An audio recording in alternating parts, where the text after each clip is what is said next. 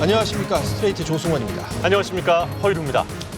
지난 8월 15일 광화문 집회를 계기로 코로나19가 크게 확산된 지 벌써 한 달 정도 지났습니다. 네, 이 코로나19 2차 확산 때문에 힘들어하는 분들이 참 많습니다. 여행, 항공업계 쪽에서는 대량 해고 얘기까지 나오고 있고요. 그리고 우리 소상공인분들, 학원, 노래방, PC방 운영하시는 이런 분들 괴롭다는 이야기 참 많이 하십니다. 예. 그런데 최근 한국 개신교회를 향한 우려와 비난, 냉소가 커지고 있습니다. 2차 감염 확산의 중심에 전광훈 목사와 사랑제일교회가 있기 때문인데요. 이번 사건, 과연 일부 극단적인 교회들만의 문제로 봐야 할지 오늘 이 이슈를 다뤄보겠습니다. 김수근 기자 나와 있습니다. 안녕하세요. 안녕하세요. 이 집회 참가자들 방역을 위한 이 도움을 전혀 안 주고 계세요. 특히 이제 검진을 안 받겠다고 하는 분들도 있고 검진을 받아서 확진이 됐는데 도망가 버리고 그리고 또 오히려 이제 방역 당국과 의료진들을 모욕하고 힘들게 하고 침 뱉고 끌어안고 참 보는데 심각하더라고요. 네, 그래서 개신교 안에서도 전광훈 목사에 대한 비판은 물론이고요. 개신교가 책임을 인정하고 사과해야 한다는 목소리가 많이 나오고 있습니다. 일부라고는 하지만 어쩌다 이렇게까지 됐는지는 좀 짚어봐야 할 것 같습니다. 일단 전광훈 목사요. 지난 월요일에 결국 다시 구치소로 갔죠? 네, 보석으로 풀려난 지 140일 만이었습니다. 불법 시위에 참석하지 않는다는 조건을 어겨서 다시 구속됐습니다. 구치소로 재수감되는 길에도 전광훈 목사는 억울함을 호소했습니다. 방역을 방해한 적이 없다고 했습니다. 방역을 방해한 적이 없다는 것을 이제 공무원들이 다 알고 있어요. 근데 그걸 자꾸 언론에서 방역을 제가 조성했다 이렇게 몰고 가니까 내가 또 재구속되지 않습니까? 과연 그럴까? 사랑제일교회에서 처음 확진자가 나온 건 8월 12일이었습니다. 그러나 사흘 뒤 전광훈 목사와 신도들은 광화문 집회 참석을 강행합니다. 바이러스를 어떻게 해결하는지 우리에게 시범을 보여주겠다. And I told them, let our church be a model to solve this outbreak. 이 집회에 참가한 전광훈 목사, 차명진 전 의원, 주옥순 엄마부대 대표가 줄줄이 확진 판정을 받았습니다. 사실 이번 사태는 예견된 거였습니다. 이미 올해 초부터 전광훈 목사는 코로나19에 대한 근거 없는 가짜뉴스를 터뜨리고 있었습니다.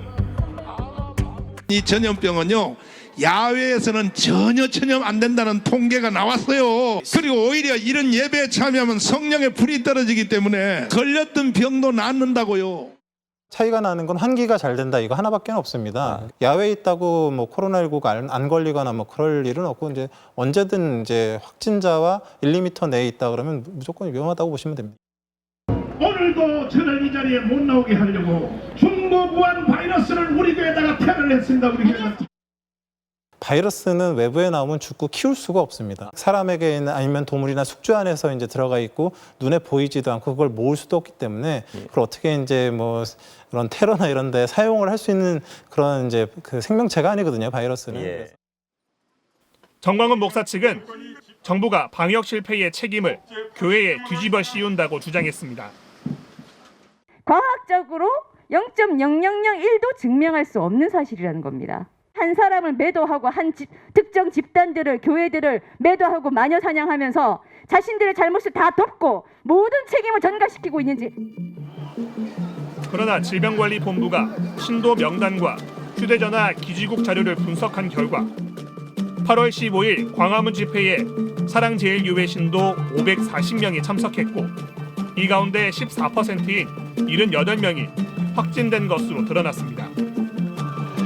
휴대전화를 꺼놓은 사람들까지 고려하면 실제 확진자는 이보다 더 많을 수 있습니다. 교회발 감염이 폭증하자 문재인 대통령이 직접 개신교계 설득에 나섰습니다. 14개 개신교계 종단 대표와 대통령이 만난 자리. 특정 교회에서는 정부의 방역 방침을 거부하고 오히려 방해를 하면서 특히 일부의 몰상식이 한국교회 전체의 신망을 해치고 있습니다. 하지만 개신교계는 예배는 포기할 수 없다며 공개적으로 반발했습니다. 신앙을 생명같이 여기는 이들에게는 종교의 자유라고 하는 것은 목숨과 바꿀 수 없는 가치라고 봅니다. 정부 관계자들께서 교회와 사찰, 성당 같은 종교단체를 영업장이나 사업장 취급을 하지 않았으면 좋겠습니다. 실제로 일부 교회는 행정명령을 어기고 현장 예배를 강행했습니다. 지금 이 행정명령은 대한민국 헌법의 기본권에 무시된다. 이건 침해다. 종교 자유가 있고 신앙을 선택할 수 있는 양심의 자유가 있는데 함부로 이렇게 행정명령을 내리느냐.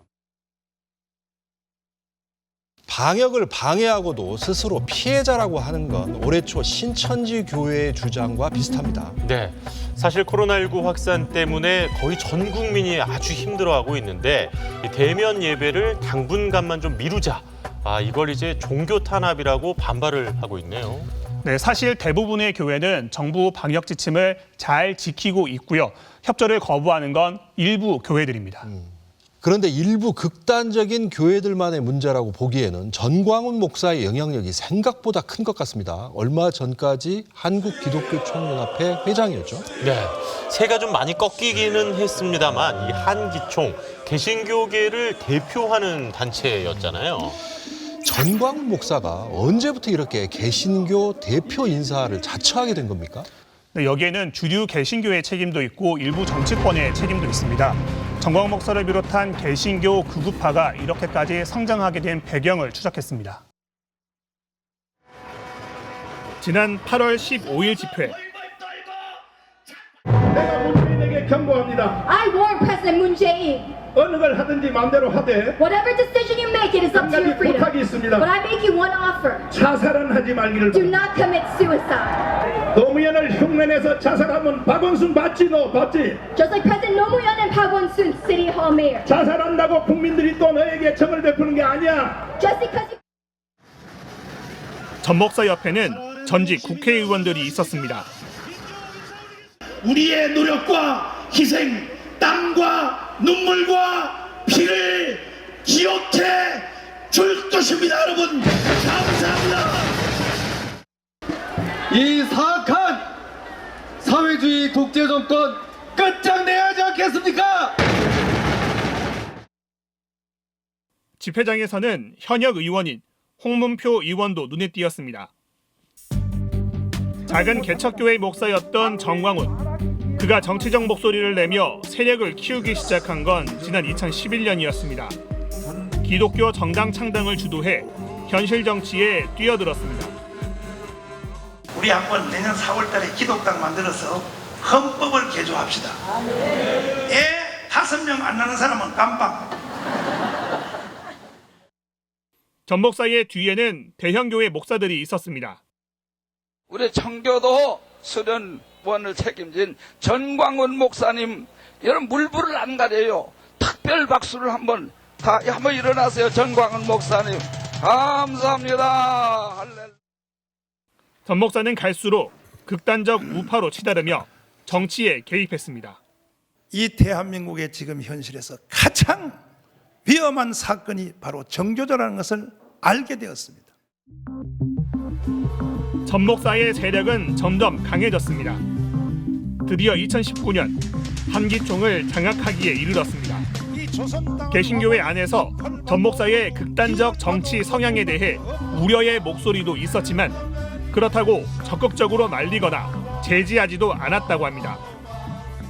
하나님 나한테 까불면 죽어 뭐 이런 발언을 할 때도 저는 가만히 지켜보고 있었어요. 오히려 어떤 목사들은 뭐라고 얘기하냐면 정광훈님 그 말은 거칠지만 그래도 하는 짓은 틀리지 않았어. 이렇게까지 얘기했단 말이에요.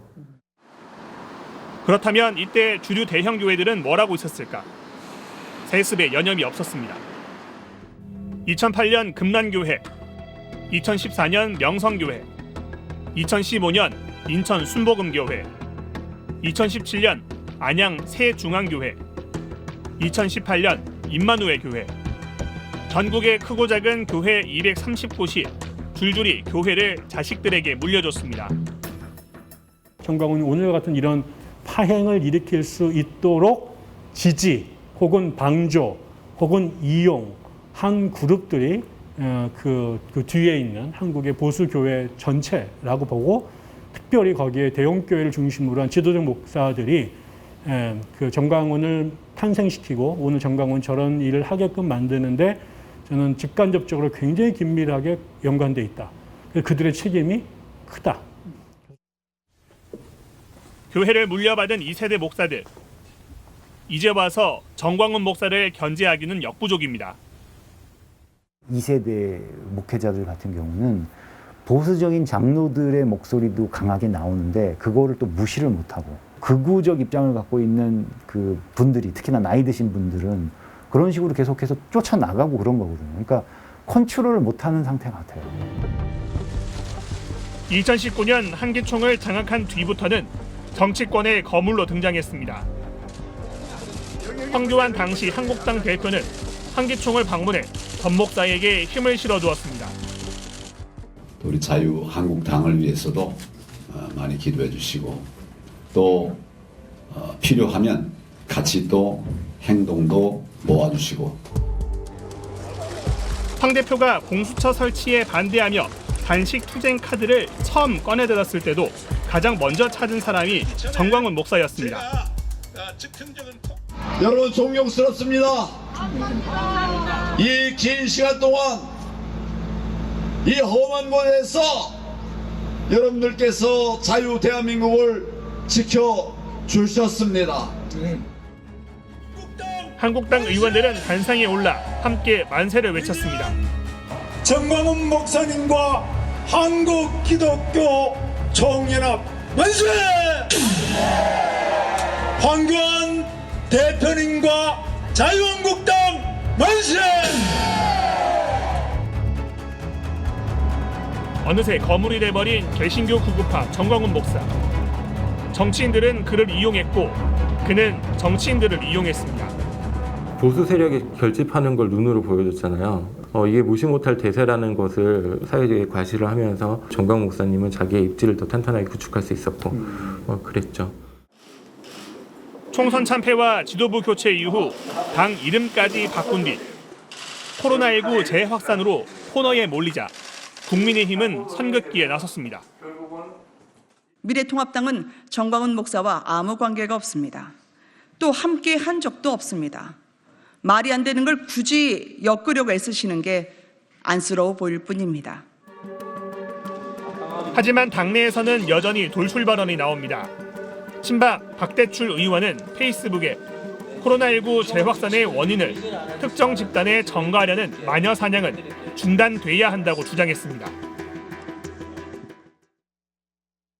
결국 교회는 표를 몰아주고 정치권은 다시 교회에게 힘을 실어주는 공생 관계였네요. 네, 저 와중에 대형 교회들 그리고 이제 보수적 개신교회에서는 이 전광훈 목사의 이런 행태를 못 이기는 척 내버려 둔 거군요. 정말 이제 정치권과 한국 개신교회 이건 모두의 책임 아닙니까? 그런데 한국 개신교회가 정치권과 손잡고 이른바 정치 투쟁을 벌이는 모습 낯설지가 않습니다. 과거에도 비슷한 일이 있었죠? 네, 노무현 정부 때 일입니다. 당시에 사학비리가 워낙 사회적으로 심각한 문제가 되다 보니까 정부 여당이 사학법 개정을 추진했습니다. 이때도 개신교회가 반대 투쟁의 중심에 섰습니다. 이 사학법 국회에서 통과는 됐습니다만은 결국은 반대에 부딪혀가지고 좌절되고 후퇴했던 그런 기억이 나네요. 네, 개신교회가 정치의 전반에 등장해 공개적으로 위력을 과시한 일이었습니다. 당시 사건을 함께 보시겠습니다.